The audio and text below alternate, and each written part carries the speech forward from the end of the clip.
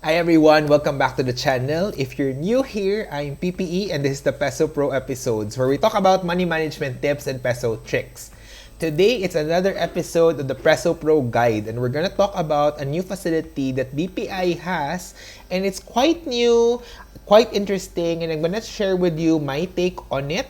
And I want you to understand kung kailan ba siya pwede gamitin and what are your opportunities to save money or at least be a bit more streamlined para mapadali yung pag-transfer ng money to your loved ones and how we're gonna take advantage of the digitization push of BPI for its users. So stay tuned until the end of the video so that you can learn more. So, in today's video, we're going to talk about one of the most commonly used financial transactions in the Philippines, which is to send money from one person to another person via in-person redemption option. So, what do I mean by that? Ito yung mga pera padala or mga peso padala, those kinds of things that are being offered by mga Pawnshops or LBC para magpadala ng money from branch to branch without a bank. So, in a lot of cases, because in the Philippines, Filipinos who have bank accounts are still very, very plenty. So, as of the latest study, I think we're still at about 80 to 90% unbanked. That means na walang bank account yung 80 to 90% of the population, right? So, it's very hard to send money from one place to another because typically you would do that via banks. Now, with GCash, medyo napadali yung transaction na yun or mga Paymaya because now you just need an app. But obviously, there are still a lot of places where either wala silang smartphone or wala silang internet connection or sometimes we're sending to a bit more elderly people so hindi sila marunong paano gumamit. So they would still resort to sending money via these pera padala kinds of options. So, with that said, I understand why it's a bit difficult, but I think there are still ways to optimize if you really have to take this route. Obviously, the simplest way would be to open a bank account for your loved one para sila mismo yung tatanggap from their bank account and they can just use their ATM to withdraw money. But if that is not practical, then maybe pera padala is the best way to go. If creating a bank account or opening a bank account for your loved ones is an option, check this video out where I talk about BPI's new way that you can actually open a bank account via an app lang. So if they have a smartphone and if they have data connection, you can actually help them or send this video to them so that they can open a bank account for themselves and they can transact with their local BPI branch para makakuha sila ng ATM. If that's an option, this video will be very helpful. And so I encourage you to check that out immediately after you finish this current video. Okay, so if hindi talaga pwedeng maggumawa ng bank account yung loved ones nyo or for some reason or another, you just really have to send via pera padala, you would have already seen that the fees for these kinds of transactions are very, very high, right? If we take into account, for example, LBC's method, LBC calls it peso padala or ito yung parang branch to branch LBC transfers. You would see here that you're actually paying, if you send 5,000 pesos, you're gonna spend mga 125 if it's instant peso padala or if card loading kasi they have this LBC card, you save 5 pesos but you still pay 120. If door-to-door delivery pa na peso pack, you pay a lot more, 260, right? For the sending 5,000 pesos. Even if we just take the instant peso padala, that's 125 out of 250, which is very, very steep, right? So parang nagbabayad ka na ng malaki para mag-transact and you even have to go to the branch. So i-add mo pa dyan yung commute and yung transportation cost mo, right? If you want to send higher amounts of money, so let's say for example, they have this calculator on their website.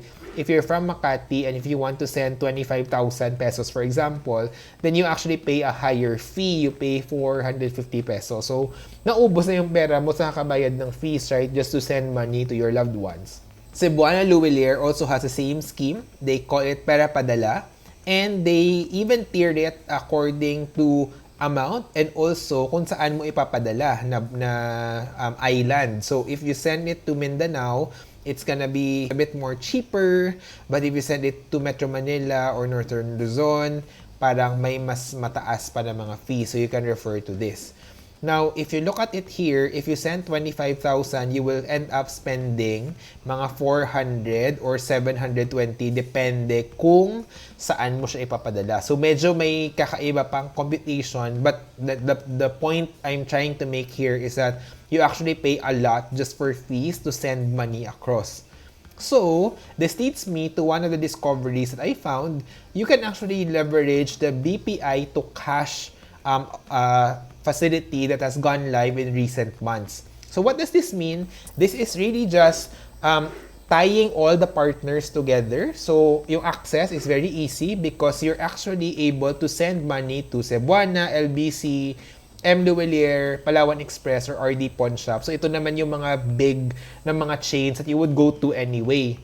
So what you can do is you can leverage yung methods na at least online na siya and gagawin mo lang siya from your BPI account. So you don't really have to find ways para pumunta sa branch just to send money. You can also do it 24/7 via BPI online or the app, and you have security because you have all the features like the one-time PIN, etc. So dito, what you can do is you can actually try to maximize this. It can save you the transportation cost of going to the branch. So what you will just need to do is go to this website. I'm gonna put in the link, and you can have all of the guides here. So for example, if you want to send cash with LBC, may mga specific lang na instructions, and you will need to just manage the next steps here. Sundan nyo lang. And lagay nyo lang yung receiver's name, mobile number and address, confirm yung details. What I really like about this is you only pay a flat fee of 99 pesos per transaction. Take note lang though that for each transaction, you can only send out 10,000 peso max. So, you can send 10,000 per transaction up to a maximum limit of 50,000 per day. Although, just take note, yung 50,000 per day includes other transfers like yung mga InstaPay transfers, prepaid load, cash in, etc. So, all of those are already taken into account dun sa 50,000 limit per day. But that said, sa 10,000 pesos nyo na transfer, if you compare that with LBC, for example, they would actually charge you 195. So you're already saving a lot because BPI only charges a flat rate of 99 pesos lang. So 99 pesos per transaction, maximum of 10,000 pesos per transaction. Now, PPE meaning may ways ba to get cheaper rates if I'm sending smaller amounts? The answer is yes, because if you send smaller amounts sa LBC, you can save. So, maybe if you send 3,000 and below, it's cheaper kasi 90 pesos lang siya. But also take into account that you have to go there physically. So, magbabayad ka pa ng pamasahe. You also expose yourself to, perils, especially ngayon na meron pang COVID. So, take that into account din. Kasi maybe sometimes you also see na, ito 90 lang, but yung pamasahe mo, maybe it's another 50 pesos, na hassle ka pa, it's not probably worth it, right? But the good thing is, if you transfer 10,000, LBC is gonna charge you 195, Cebuana is gonna charge you 250, but BPI is only going to charge you 99 pesos, and you can still avail of all of these partners all together. Kasama na dyan yung charge ng partner, so hindi siya dagdag. Right? So they confirm it here. This already includes the processing fee charged by our partner. So yun lang. And you can transact up to 50,000 per day. And you have other FAQs here that I really will not go through in this video, but I like it because they have very, very easy to follow guides. Kailangan lang ng ID. So you can also check the valid IDs na tinatanggap ng mga partners.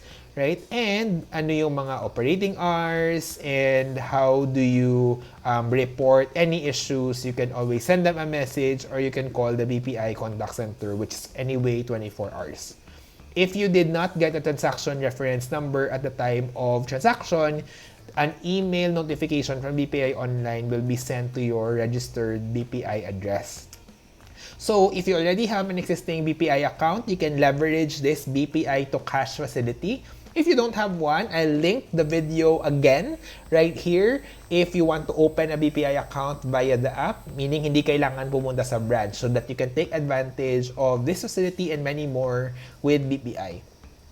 For disclaimer, I am not connected in any way, or BPI has not asked me to do this video. I am sharing this with you because I found it and I know a lot of people actually do send money to these branches, to these partners. And I feel like sobrang mahal talaga ng fees. So, while it's not the cheapest way to send money, it's a way if you really have to send money to these physical branches. At least it's cheaper, up until 10,000 pesos per padala, and you can do it in the comforts of your home. Let me end this video by just showing you how easy it is, so that you can actually do it with your app. So all you need to do is to scroll, and the first option here would be BPI to cash. So just click on that. Learn more will get you to the website na pinakita ko kanina. So what we will do is click to BPI to cash. Click on OK. It will open a mobile browser and it will tell you, okay, ito na yung mga options mo. So you can do whatever amount. So you can say maybe 10,000 pesos. A service fee of 99 pesos, ito yung pinag-usapan natin kanina, will be deducted from your account. You enter the receiver's first name, middle initial, and last name, and their mobile number. And then, i-click mo lang yung I certify. And then after that, you only really need to select the partner to continue, and then you follow the prompts. Madali na lang siya after this. Just follow and then just take note to take a copy or a screenshot of your transaction reference number, or anyway, BPI will send you an email kung natapos na yung transaction so that you have one for your records. It's a super cool way. It's a way to streamline your transfers, especially if you send money on a regular basis, and the fees are actually much better. I know I'm trying to figure out more things to help people with their day-to-day problems, and you know, some of these cases, we have to weigh the pros and cons of going digital kasi minsan mahirap din lumabas. So there are a lot of ways right now that companies are trying to be more creative and actually trying to help with the current situation. So I will share with you everything I will find. I hope this was helpful. If you feel like a friend will benefit from this, feel free to send them the link to the video. If you want to open a BPI account, click on these videos right here. And if you want to learn more about these tips and tricks, please hit the subscribe button and the notification bell so that you are notified when new videos are up.